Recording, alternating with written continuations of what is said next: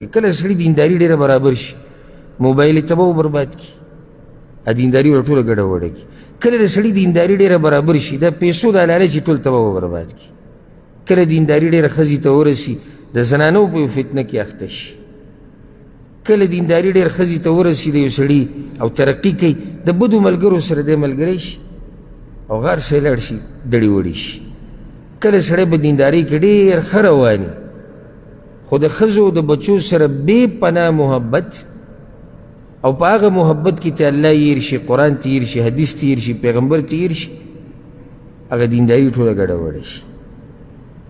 خبره ما دا کوله چې انسان کمزوره دی، کله ګناه کې واقع شي، کله عبادت کې د الله اطاعت کې، کله پې غفلت زورور شي، کله د الله یاد پې زورور شي، کله د الله طرف ته ورشي، کله د دین نه شاکي او دا حالات په انسان باندې راځي. کله پې د الله ملګري زورور شي، کله پې د شیطان ملګري زورور شي. د هغې دپاره به موږ څه کوو چې د حالات په یو ځای پاتې کېږي خو نه، د هغې دپاره هر وخت کوشش او محنت. نو دا د الله رحمت دی په دې انسانانو باندې چې دوی ته دروازه د توبې کولو کړې ده.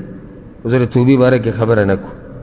دویم الله موږ ته یو طریقه ښودې ده او هغې ته وایي محاسبة النفس، د خپل ځان سره حساب کول. د خپل ځان سره حساب کول د دې دپاره دي چې موږ په یو حال نه پاتې کېږو. ځکه که موږ په یو حال پاتې کېدی شوې په دیندارۍ کې او همیشه زموږ د ایمان په بره روان وې نو بیا حساب کتاب ته ضرورت نشتی. که نشتی ورته بیا هېڅ ضرورت نشته، ځکه چې موږ همیشه په څه کې یو؟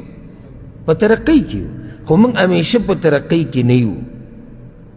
موږ کله په ایمان کې ترقي کوو، کله راکوزیږو، کله په بره روان یو، کله په کتره روان یو. د هغې دپاره ضروري دي چې ما ورته د خپل ځان سره حساب کتاب وکړو مخکې د دې نه چې موږ د الله مخې ته ودرېږو او هغه زموږ سره حساب وکړي.